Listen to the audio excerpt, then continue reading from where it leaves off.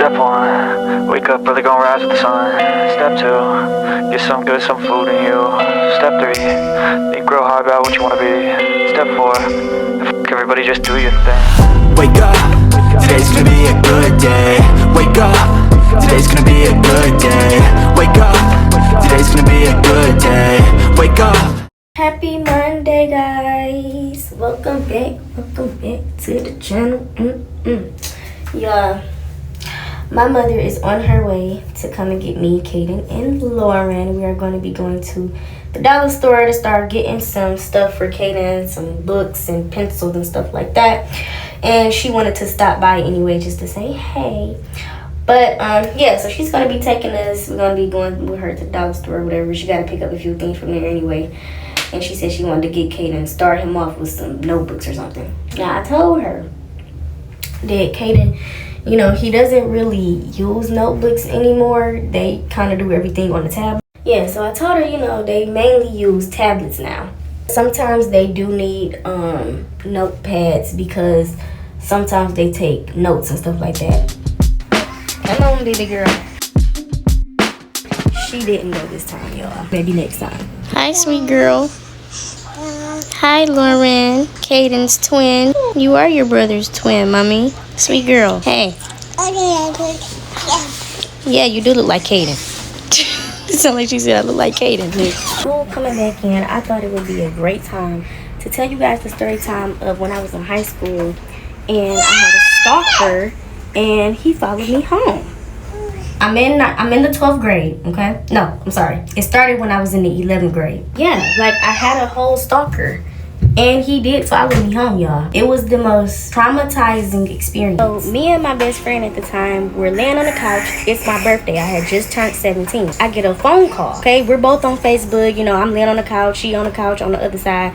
And yeah, I get a call on my phone. The person on the phone was like, happy birthday. And they like using like a voice simulator thing. So of course, I look at my best friend and I'm like, somebody just called me and told me happy birthday. So after that, I didn't hear anything else from him until maybe like 2 weeks after that. He called my phone again. But this time, he was leaving voicemails. And I'm talking about explicit voicemails. Voicemails that a 17-year-old should not be hearing from a grown man, okay? I can't tell y'all exactly what he said, but we are grown. Y'all can just about, y'all know what he said to me. Y'all know what it was going to. He's saying all this explicit stuff on my voicemail, right?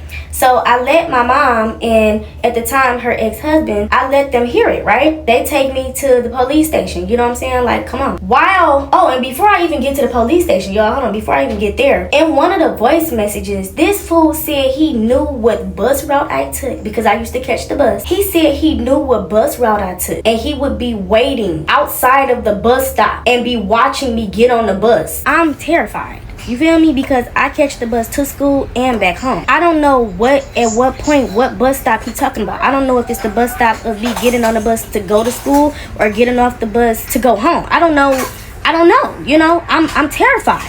So they take me to the police station. And the police gonna tell my mama that that's something for DPS police to take care of. The school police.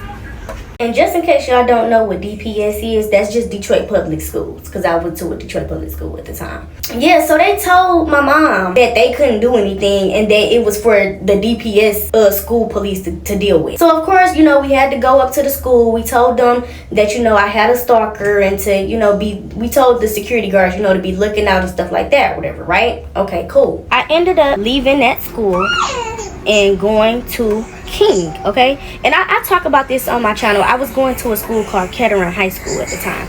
So I left Kettering and I started going to King, which is up the street from where I was staying at. And lo and behold, this fool waited until I was in the 12th grade. Never heard anything else from him my 11th grade year. He waited until I was in the 12th grade to follow me home.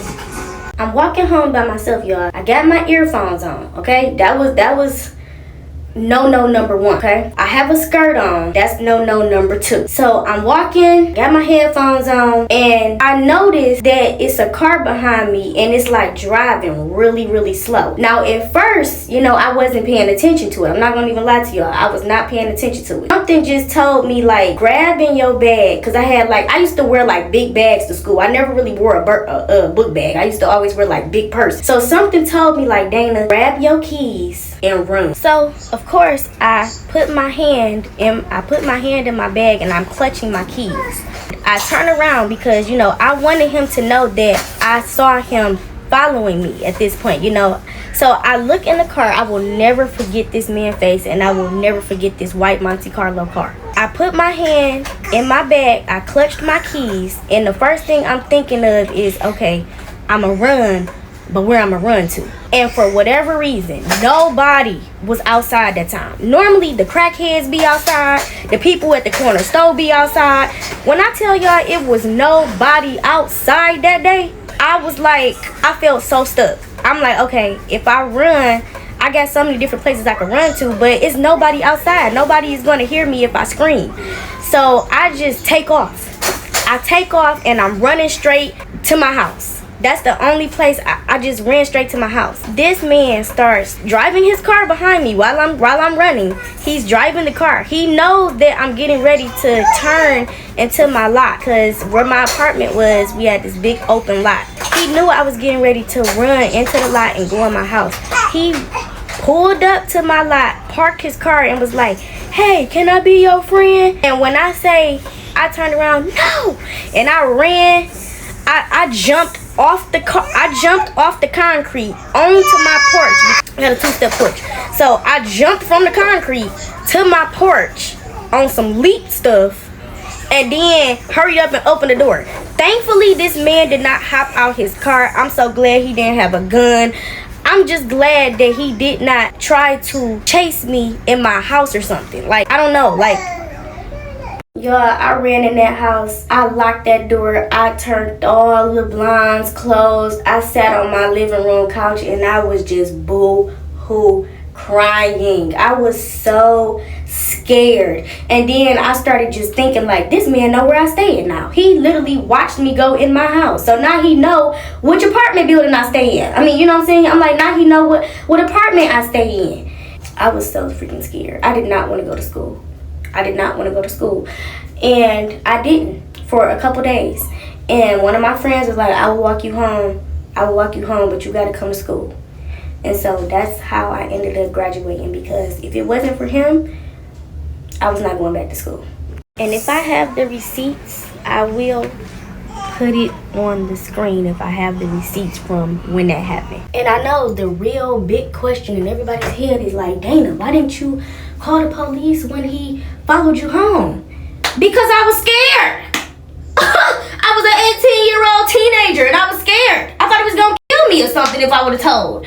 So that is why it is so important with school coming back in. If your children catch the bus to school or catch the bus home, please make sure that they have a bus buddy. Okay, make sure they got a walking home buddy. I mean, I know how it is sometimes, you know, some kids have to take the bus. That's just what the reality is. But please make sure that your kids have a bus buddy and a walk home buddy, because that was traumatizing. And I was 18 years old when I got followed home, and I was 17 when I got stalked. Cliffhanger to this situation, y'all, is the fact that I never knew if the guy that followed me home was the same person that was stalking me. Because remember, in the beginning, I told y'all that the guy was using a voice simulator. So I don't know. And then I didn't hear from him again until my 12th grade year when I got followed home. So I don't know if that was the same person or if that was somebody totally different. Let's chat in the comments. Do y'all think that the guy that stalked me, do y'all think that that was somebody totally different? And y'all think that the person that followed me home was just like a random person that saw me by myself and decided to follow me home? Or do y'all think that this stalker really went the extra mile to leave me alone my 11th grade year after I left Kettering and went to King, and then waited until he saw me at King by myself to try to do what he was gonna do. Let me know. Let's talk in the comments, y'all, because I still be to this day like, I wonder if that was him both times. Okay, comment down below. I got another story time for y'all in the next vlog. Y'all better hit the subscribe button. Listen, Dana done went through some stuff, okay?